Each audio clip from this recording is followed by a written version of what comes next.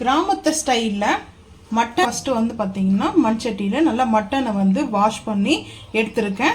இப்போ வந்து மட்டன் வந்து குக் பண்ணிக்கலாம். மட்டன் குக் பண்ணுறதுக்கு முன்னாடி ரம்பாவுடைய லீஃப் வந்து சேர்த்துக்கிறேன். மட்டன் வந்து நல்லா வந்து குக் ஆகணுங்க. ஒரு 75% குக் ஆகட்டும். அதுக்கப்புறம் நம்ம வந்து மசாலா வந்து சேர்த்துக்கலாம். தண்ணி கொஞ்சம் நல்லா சேர்த்து குக் பண்ணி எடுக்கணும். இப்போது கொஞ்சமாக தேவையான அளவுக்கு வந்துட்டு கல் உப்பு சேர்த்துக்கிறேன். கல் உப்பு வந்து பார்த்திங்கன்னா கொஞ்சமாக கல் உப்பு, அதுக்கப்புறம் கொஞ்சம் நெய் வந்து சேர்க்க போகிறோம். நல்லா நெய் வந்து சேர்த்தோம்னா நம்மளுக்கு அந்த மட்டன் சுக்கா வந்து மட்டன் நல்லா குக் ஆகிட்டு இருக்கும், சாஃப்டாக இருக்கும். நெய் வந்து ஒரு டீஸ்பூன் அளவுக்கு நெய் சேர்த்துருக்குங்க.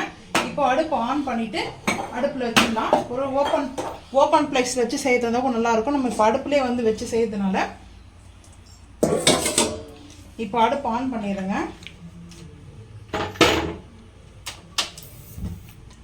அடுப்பு ஆன் பண்ணிவிட்டு அப்படியே வந்து மண் சட்டி வச்சாச்சு. இப்போ நல்லா வந்து குக் ஆகணுங்க. குக் ஆனதுக்கப்புறம் நம்மளுக்கு பார்க்கலாங்க. இது கூட நம்மளுக்கு வந்து வேறு எதுவும் ஆட் பண்ணவே வேண்டாங்க. ஸோ இது மட்டுமே போதும். நம்மளுக்கு நல்லா குக் ஆகணும். மட்டன் வந்து நல்லா பஞ்சாக வந்து குக் ஆகணும். அந்தளவுக்கு வேகணுங்க மட்டன். அதுக்காக தான் தண்ணியும் உப்பு மட்டும் சேர்த்துருக்கேன். இதில் கொஞ்சமாக வந்து வெறும் மிளகாய் தூள் சேர்க்க போகிறேன். கொஞ்சமாக, ஏன்னா கறியில் வந்துட்டு பார்த்திங்கன்னா லைட்டாக அந்த காரம் இருக்கணும். அதுக்காக தனி மிளகாய் தூள் வந்து ஒரு 1/4 டீஸ்பூன் கூட சேர்த்துருக்கேன். இது எப்படின்னா மட்டன் வந்து கொயப் கொளுத்துவாங்க. கிராமத்து ஸ்டைலில் மட்டன் கொயப் கொளுத்துவாங்க. சேம் அந்த மாதிரி இருக்கும். இஞ்சி பூண்டு பேஸ்ட்டு மட்டும் போடாதீங்க, அடி பிடிச்சிரும். இதிலே கொத்தமல்லி, புதினா அதெல்லாம் போட்டோம்னாவே நல்ல ஒரு சூப் மாதிரி இருக்குங்க. இது நல்லா குக் ஆகட்டுங்க. குக் ஆகும்போது பார்த்துக்கலாம் வாங்க.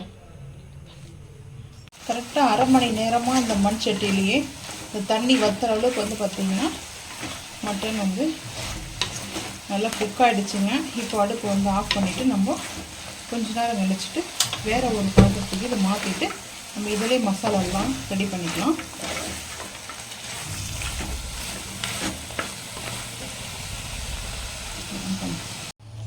மட்டன் வந்து நல்லா குக் ஆகிடுச்சு. இப்போ வந்து பார்த்திங்கன்னா நாஸ்டிக் ஃபேன் வச்சுட்டு ஆயில் வந்து சேர்த்துருக்கேன்.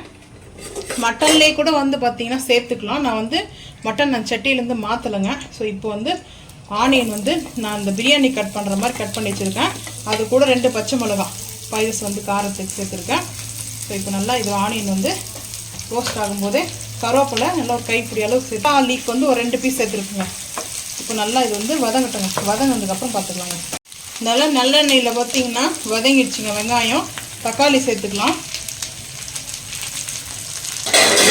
தக்காளி சேர்த்துட்டு நல்லா தக்காளியும் வதங்கிட்டோம். மசிகிற அளவுக்கு நல்லா தக்காளி நம்மளுக்கு ரெடி ஆயிடுச்சுன்னா அதுக்கப்புறம் பார்த்துக்கலாம் வாங்க. இந்த டைமில் வந்து பார்த்திங்கன்னா இந்த டைமில் தக்காளியோட ஆட்டு கொழுப்பு மசாலா போட்டு வச்சுருக்கேன்.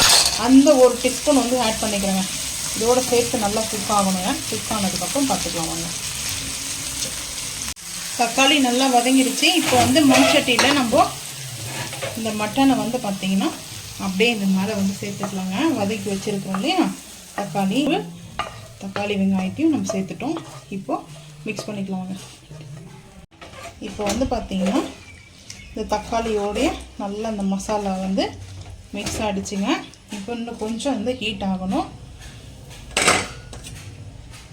இந்த டைமில் புதினாவும் கொத்தமல்லியும் நான் சேர்த்துக்கிறேங்க.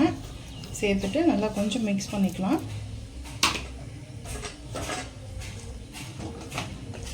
அடுப்பு வந்து ஹை ஃப்ளேம் தான் வச்சுருக்கிறேன். சட்டி ஹீட் ஆகலை, அதுதான் மெயின் வந்துட்டு பார்த்திங்கன்னா. இப்போது மசாலா வந்து பார்த்திங்கன்னா இந்த மட்டனுக்கு வந்து மசாலா தனியாக செஞ்சு வச்சுருக்கேன். ஒரு 4 டீஸ்பூன் அளவுக்கு நான் வந்து எடுத்துருக்குறேங்க. இதை அப்படியே சேர்த்துக்கிறேன். இப்போ அந்த மசாலா வந்து மிக்ஸ் பண்ணிக்கலாங்க. மிக்ஸ் பண்ணிட்டு நல்லா ஹீட் ஆகணுங்க. சட்டி இப்போ தான் வந்து ஹீட் ஆக ஆரம்பிக்குது. நல்லா அந்த மசாலாவோட ரோஸ்ட் ஆகட்டும், பார்த்துக்கலாம் வாங்க. இப்போ நல்லா ரெடி ஆகிட்டு இருக்குதுங்க. பெப்பர் வந்து சேர்த்துருக்குறேன். பெப்பர் பொடி சேர்த்து தான் வந்து பார்த்திங்கன்னா ஃபைனலாக நம்ம வந்து ரெடி பண்ணியிருக்கோம். நல்லா டேஸ்ட்டு வந்து பார்த்திங்கன்னா அல்டிமேட்டாக இருக்கும். இந்த மட்டனுடைய சுக்கா வந்துட்டு கிராமத்து ஸ்டைலில் நம்ம மட்டன் சுக்கா செஞ்சுருக்கிறோம். ரெடி ஆகிடுச்சுங்க. அவ்வளோதான், நம்ம அடுப்பு ஆஃப் பண்ணிடலாம்.